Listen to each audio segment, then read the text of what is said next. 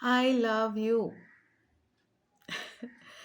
ലൈംഗിക ഉദ്ദേശം ഇല്ലാതെ ഐ ലവ് യു എന്ന് നമുക്ക് ആരോട് വേണമെങ്കിലും പറയാം.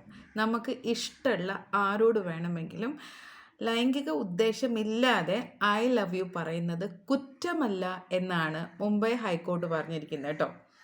അപ്പോൾ എനിക്ക് ഫോർ എക്സാമ്പിൾ നമുക്ക് ഒരുപാട് ആരാധകരുണ്ടാവും, അല്ലെങ്കിൽ നമുക്ക് വേറൊരാളോട് ആരാധന തോന്നും. ലൈക്ക് ഫോർ എക്സാമ്പിൾ എൻ്റെ കാര്യം പറയാം. എനിക്കാണെങ്കിൽ ടൊവിനോനെ ഭയങ്കര ഇഷ്ടമാണ്.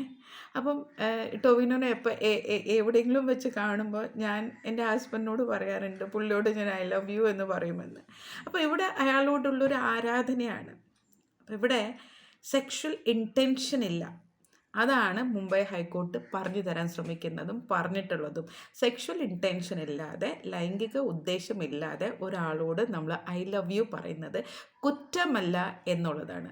അപ്പോൾ ലൈസൻസ് കിട്ടിക്കഴിഞ്ഞു. ആരോടാണോ നിങ്ങൾക്ക് ഇഷ്ടം തോന്നുന്നത് അവരോട് നിങ്ങൾക്ക് ഐ ലവ് യു പറയാം. ആരും കംപ്ലൈൻറ്റ് ചെയ്യാൻ പോകണില്ല. ഇനി ചെയ്ത് കഴിഞ്ഞാൽ തന്നെ അതൊരു കംപ്ലൈൻ്റ് ആയിട്ട് എടുക്കില്ല എന്നുള്ളതാണ് പറഞ്ഞിരിക്കുന്നത്. ഓക്കെ, അപ്പോൾ I love you all. Bye guys. Follow ചെയ്യണം വീഡിയോ ഇഷ്ടമാണെങ്കിൽ മാത്രം. C you with the next video. Bye guys.